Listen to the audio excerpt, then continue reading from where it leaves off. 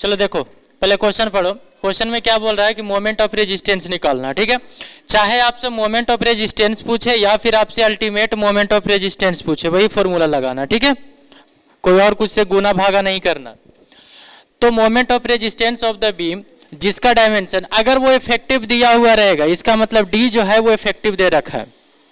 अगर बगल में इफेक्टिव लिख देगा तो डी क्या रहेगा आपका, इफेक्टिव रहेगा।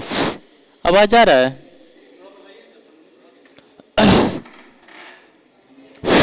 ठीक है, चलो देखो। तो ए आपका 550 mm है, कुछ ज्यादा ही आवाज है, देखो जल्दी खत्म कर रहे। तो 550 mm है। The beam is reinforced with, reinforcement का डायरेक्ट एरिया दे दिया, नंबर ऑफ बार नहीं दिया, ठीक है। तो 1963 mm का स्क्वायर है, जो कि आपको टेंशन जोन में है। यूज M20 लिखा हुआ था, मैंने यहाँ मान लिया। अच्छा रुको, use M20 and Fe 415 also comment on the design of beam. तो सबसे पहले इसका हम मोमेंट ऑफ रेजिस्टेंस कैलकुलेट देखते हैं, कैलकुलेट करते हैं कैसे करेंगे और क्या क्या दिया हुआ क्वेश्चन में। तो देखो क्वेश्चन में दिया हो बी आपका 300 और डी आपका 550, इफेक्टिव बोल रखा है, इफेक्टिव तो डी आपका हो जाएगा। जब नहीं देता तो आप जो है वो 40 या फिर 50 mm मान सकते हो। इफेक्टिव कवर मानना, क्लियर कवर नहीं मानना, ठीक है। दूसरा area of steel tension zone में AST जिसको लिखते हैं वो आपका 1963 है, FI 415, FCK आपका 20 दिया हुआ, मैंने सोचा नहीं दिया है। FCK आपका कितना दिया हुआ है, 20 आपका दिया हुआ है। चलिए FCK 20 मेगापास्कल, तो ये डेटा आपको दिया हुआ था। अब यहाँ पास नंबर ऑफ बार नहीं दिया हुआ था, इसीलिए हम नंबर ऑफ बार में रूप में नहीं लिखे हैं। नंबर ऑफ बार हमको नहीं पता है ना, फिर हमको डाया मानना पड़ेगा, फिर नंबर ऑफ बार निकालना पड़ेगा, तो क्या फायदा हमको निकालने। तो ऐसे हम सिर्फ खाली एक ट्रायंगुलर पोर्शन से और उसका हम सेंटर से इसको हम शो कर दिए, ठीक है। और ध्यान रखना जब भी अगर इस टाइप का क्वेश्चन बनाना तो बुक में तो आपका फिगर नहीं रहता है, लेकिन आप फिगर बना करके बनाना, ठीक है। बिना फिगर आप क्वेश्चन सोल्व आउट नहीं करना। बगल में जैसे हम बनाते हैं ना कि बगल में ऐसे हम फिगर क्यों बनाएंगे, ताकि डायरेक्टली हमको ज्यादा समझ में आए, ठीक है। हम तो इसको डायरेक्टली बोलते भाई बी है डी है, हम बार बार ये फिगर क्यों बनाते, फिगर इसलिए बनाते हैं कि ताकि आपको अच्छे से क्लियर वे में और देखने में भी अच्छा रहे कि हाँ कोई क्वेश्चन सोल्व किया है। विदाउट फिगर मतलब कि आप बिना फिगर इमेजिन किए हुए आप कोई क्वेश्चन नहीं कर सकते हो। जैसे कोई ऐसे आपका एक बोल देगा कि गाय पे आप निबंध लिखो, अब तुमको गाय का फिगर अगर दिमाग में नहीं रहेगा तो आप निबंध नहीं लिख सकते हो। लिखोगे, तुमको हम कुछ ऐसा जानवर का नाम बताए जो तुमको जिंदगी में तुम देखे ही नहीं हो, क्या तुम उसके बारे में लिख सकते हो? नहीं लिख सकते भाई, जब देखा ही नहीं तो लिखेगा कहां से। तो फिगर पहले बनाना जरूरी है, क्या होगा नहीं होगा वो बात के बाद देखेंगे। तो ये आपका डेटा था। अब इसमें हमें क्या करना है, सबसे पहला स्टेप हमें क्या कैलकुलेट करना रहता है, क्वेश्चन को पढ़ो। इसमें हमें जो है वो एक्सिव लिम, इसमें 2 या 3 तो स्टेप है, एक तो एक्सिव लिम, एक एक्सिव कंपेयर करो, मोमेंट ऑफ रेजिस्टेंस निकालो, और इसमें कोई ज्यादा स्टेप नहीं है। तो इसको आप नोट डाउन करो, फिर उसके बाद फिर बता रहे, जल्दी इसको नोट डाउन करो। चलिए देखिए इसको हम सॉल्व करते हैं। तो पहला प्रोसीजर मेरा क्या है, हम इसको हटा देंगे। देखो पहला प्रोसीजर क्या है आपका सॉल्व करने का, तो स्टेप 1 में हम लिखेंगे, देखो इधर स्टेप 1 में आपका है, अरे तुम तो सही रहा। स्टेप 1 में कैलकुलेशन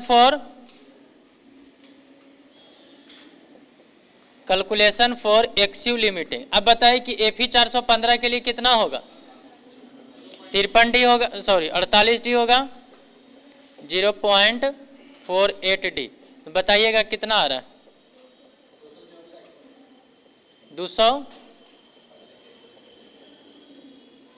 चलिए स्टेप 2 में हम क्या करेंगे बताओ, याद है ना सबको?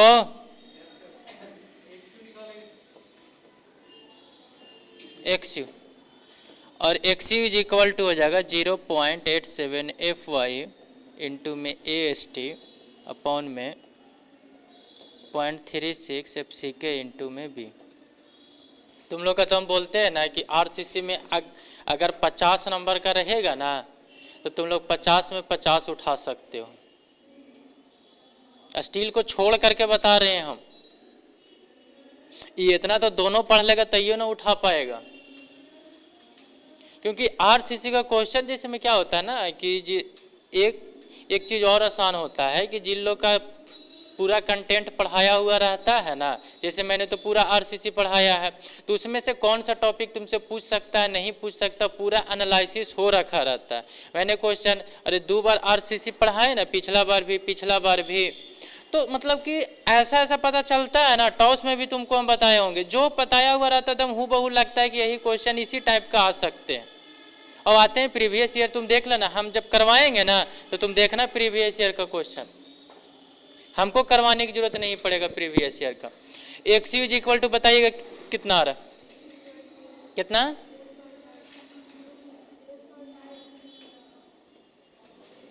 328 में, और मुश्किल से तुम लोग का 50 का ही नंबर का होगा आरसीसी शायद, क्योंकि 20 का स्टील होगा और 50 का ये होगा, इसका वेटेज ज़्यादा होगा।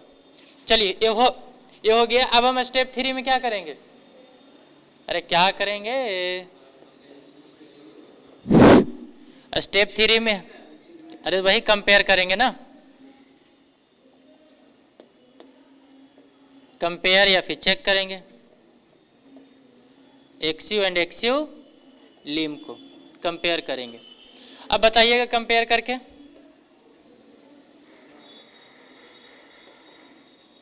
हे यार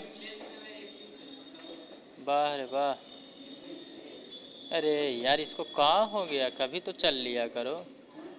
हे यार कभी कुछ पता ना कहाँ हो जाता है इसको।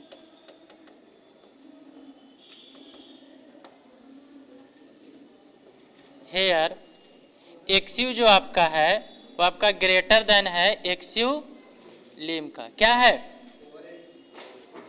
XU लीम का है। दैट इज आपका कौन सा सेक्शन है? Over reinforced section. अगर ये ओवर रेनफोर्स्ड सेक्शन है तो इसको तो रीडिजाइन करना पड़ेगा, बट हम तो यहाँ पर डिजाइनिंग तो कर नहीं रहे हैं कि हम इसका स्टील को चेंज करें, नहीं ना कर रहे हैं डिजाइनिंग, हम तो एनालिसिस कर रहे हैं कि कितना लोड सहेगा। तो अब हम इसको सेफ बनाना चाहते हैं, तो सेफ बनाने के लिए क्या करेंगे? बैलेंस सेक्शन पे हम इसका मोमेंट ऑफ रेजिस्टेंस को कैलकुलेट करेंगे। ठीक है, इसको क्या करेंगे हम? सेफ, क्योंकि आपका ओवर रेनफोर्स्ड सेक्शन है और प्रैक्टिकली नॉट यूज्ड। ये जो आपका यूज किया जाता है वो प्रैक्टिकली नहीं यूज किया जाता, इट इज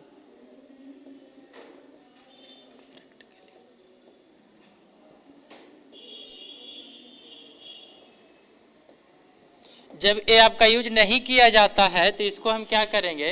कैलकुलेट तो हमको करना है, डिजाइन हो रखा है तो लोड तो हम कैलकुलेट करेंगे। तो यहाँ पर हेयर कंसीडर्ड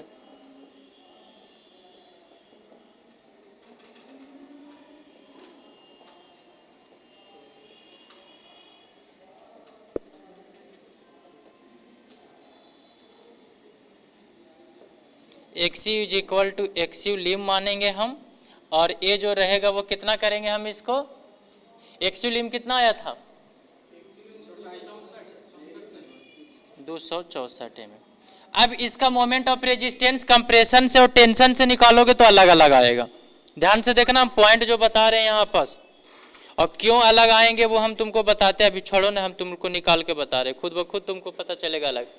तो स्टेप 4 में आप मोमेंट ऑफ रेजिस्टेंस कैलकुलेट कर लो, और मोमेंट ऑफ रेजिस्टेंस जो आप कैलकुलेट करोगे वो क्या लेकर के? हाँ, बैलेंस सेक्शन मान करके करना है, ठीक है, कि ताकि मेरा स्ट्रक्चर सेफ में रहे। चलिए, अब यहाँ पर जब बैलेंस सेक्शन तो हम उतना लोड ही नहीं देंगे। देखो, इसका मतलब ये है कि ये जो सेक्शन है वो इसको हम कम लोड देंगे, बैलेंस वाला लोड देंगे, तो ये जो सेक्शन बनेगा वो अनइकोनॉमिकल बनते हैं। अरे क्योंकि एरिया ऑफ स्टील तो ज़्यादा हम दिए हुए हैं, बट यहाँ पर मोमेंट ऑफ हम मतलब कि रेजिस्टेंस जो कैलकुलेट कर रहे हैं वो क्या मान के कैलकुलेट कर रहे हैं? Balance section. तो हम तो लोड कम कैलकुलेट, इसके पास सहने की कैपेसिटी ज़्यादा है, बट हम कम मान करके इस पे लोड हम दे रहे हैं, तो मटेरियल जो है वो अनइकोनॉमिकल रहता है। अरे अनइकोनॉमिकल देखना ना, भी खुद ब खुद पता चलेगा अनइकोनॉमिकल कैसे? तो देखो यहाँ पर, तो मोमेंट ऑफ रेजिस्टेंस आप यहाँ पर टेंशन से नहीं निकाल सकते हो, निकालोगे तो देखो क्या चेंज आएगा, हम आपको बताते हैं। देखिए मोमेंट ऑफ रेजिस्टेंस आप कंप्रेशन से निकालो 0.36 FC के B इंटू में XU लिमिटिंग रखिएगा यहाँ पर, और D माइनस में 0.42 XU लिमिटिंग। चलिए बताइए कंप्रेशन बताइएगा यहाँ पर। देखिए अगर आप मोमेंट ऑफ रेजिस्टेंस आप टेंशन वाला रखोगे तो इसको आप डायरेक्ट सोल्व नहीं करोगे। देखना यहाँ पर क्यों नहीं सोल्व करोगे,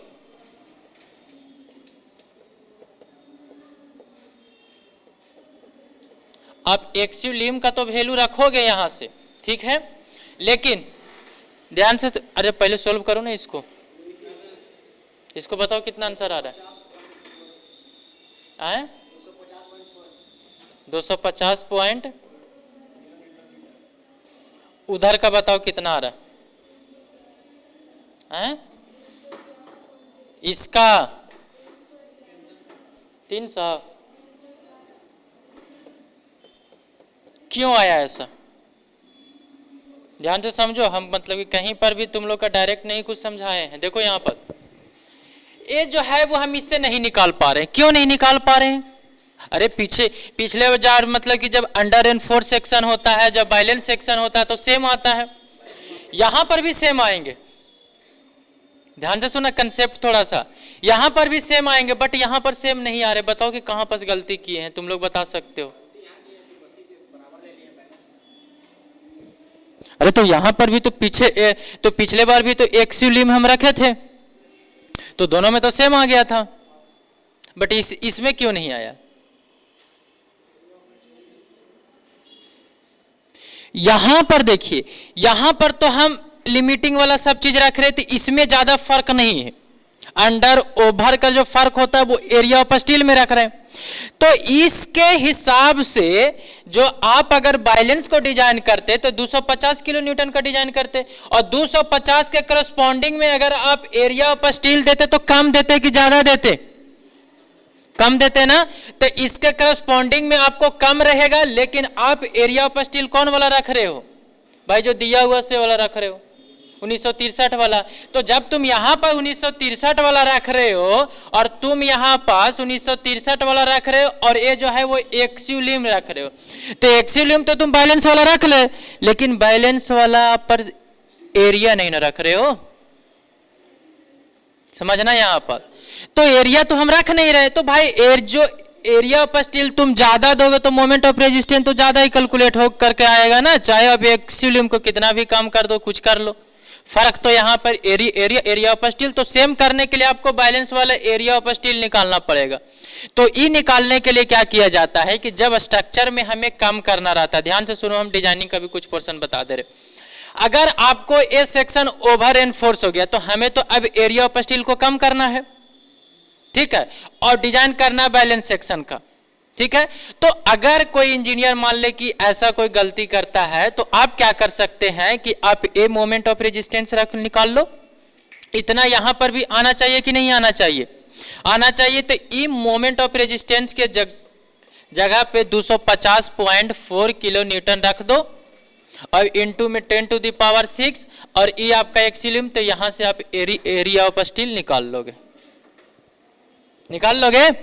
हाँ तो निकाल कर, अरे मतलब क्वेश्चन ये सोल्व हो गया है, ठीक है। आपका जो आंसर होगा वो यहीं तक होगा, ये जो होगा वो इधर आपका मैंने आंसर निकाल दिया है, इधर जो है वो एक्स्ट्रा बता रहे, ठीक है। तो ज्यादा कंफ्यूज नहीं होना, क्वेश्चन आपका सोल्व हो गया है, 250 किलो न्यूटन आपका आंसर आ गया मोमेंट ऑफ रेजिस्टेंस, ठीक है। अब कुछ नहीं करना। अब बात ये रही कि यहां से हमको देखने से लग रहा है कि it is not practically used, तो यानी कि रेनफोर्समेंट ज्यादा दे दिए हैं, लोड हम कम दे रहे, तो ये जो रेनफोर्समेंट दिए हैं वो कोई काम का है? हाँ तो हम उसको हटा भी तो सकते हैं ना, अरे हटा सकते हैं ना, तो हटा देंगे। तो कितना हटाएंगे? अपने मन से थोड़ी हटा देंगे। तो आप 250 यहां निकालिए, 250 आप यहां रखिए, यहां से आप जो एरिया ऑफ स्टील निकालोगे वो 1963 से कम आएगा। अरे कम ही आएगा, तुम रखना ना 250 ही कम आएगा, तो वो उतना आप प्रोवाइड कर देना। जैसे मान लो कि 1800 आएगा, अरे तो भाई 200 मीटर स्क्वायर मेरा बच गया कि नहीं बच गया स्टील मेरा, तो 200 का फायदा हो जाएगा मेरे लिए। तो कहीं पर ऐसे पैसा को भी कम किया जाए तो मटेरियल मेरा सेफ हो जाना चाहिए, तो हम ये तो फालतू का दिए हुए। तो ये जो सेक्शन जो डिजाइन किया होगा, अरे सेक्शन डिजाइन किया होगा तभी तो हम एनालिसिस कर रहे हैं। ये जो सेक्शन डिजाइन किया गया होगा वो आपका ओवर एनफोर्स सेक्शन डिजाइन हो गया, और ये जो सेक्शन है वो अनइकोनॉमिकल है, मेरे कोई काम का नहीं है।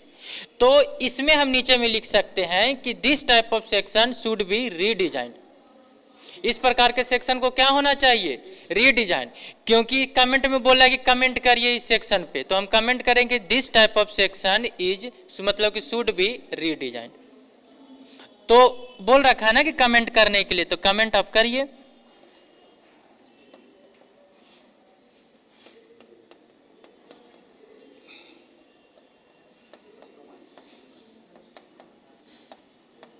Designed as over enforce section,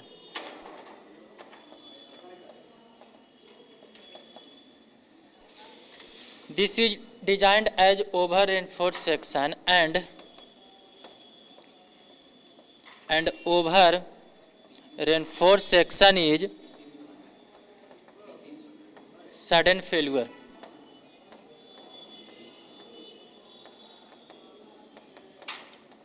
So this section should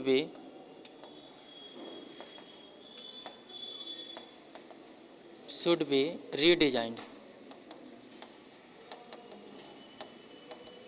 हमने लोड तो दे दिया है, निकाल लिया मोमेंट ऑफ रेजिस्टेंस, सही भी रहेगा, लेकिन ये सेक्शन जो है वो आपको जब फिर से डिजाइन कर लोगे तो अच्छा रहेगा ना, मटेरियल भी कम जाएगा और मेरा सब कुछ हो जाएगा सही। तो आप यहाँ से ऐसे समझ सकते हो, ठीक है। तो बस यही वाला इधर का आप नोट कीजिएगा, इधर का आप कुछ भी नहीं कीजिएगा, इसको हम मिटा देते हैं। ये मैंने ऐसे ही कंसेप्ट के लिए बताया था, ठीक है। तो अगर आप मोमेंट ऑफ रेजिस्टेंस निकालोगे ओवर वाला का, तो काची से निकालोगे, कंप्रेशन से निकाल लेना, टेंशन से, क्योंकि एरिया ऑफ स्टील जो है वो कौन वाला लिया हुआ है, वो वाला है ना, तो वहां से आप नहीं निकालना, यहाँ से आप निकाल लोगे, नहीं तो आपको फिर गलती हो जाएगा, फिर बोलोगे सर तो बोले थे कि सेम आना चाहिए दोनों से, बट सेम नहीं आ पाएगा।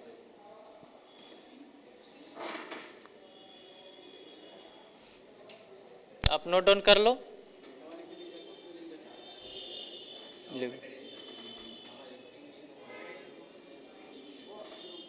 लो कमेंट लिख लो।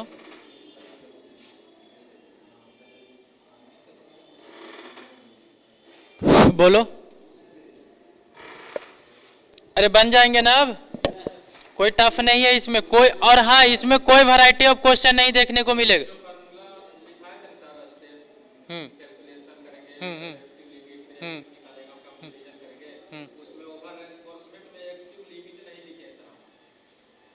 ओवर एनफोर्समेंट में मतलब उसमें से कहां से निकालेंगे ही मैंने नहीं लिखा है, तो नहीं मैंने जो लिखा था वो सही लिखा था, ध्यान से सुनना।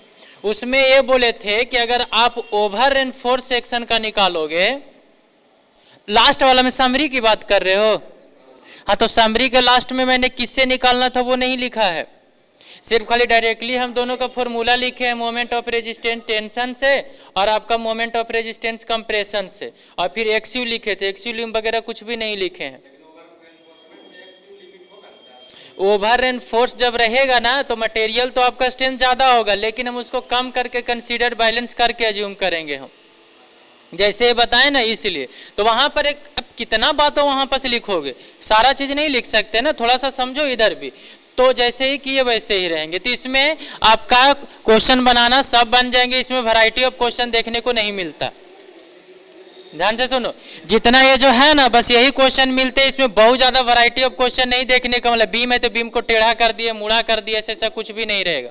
सेम का है रेक्टेंगुलर ही पूछेगा, ठीक है, ऐसा ना कि ट्रायंगुलर बना दिया है, इस टाइप का वैरायटी ऑफ क्वेश्चन नहीं देखे जाएंगे, अब बना लीजिएगा।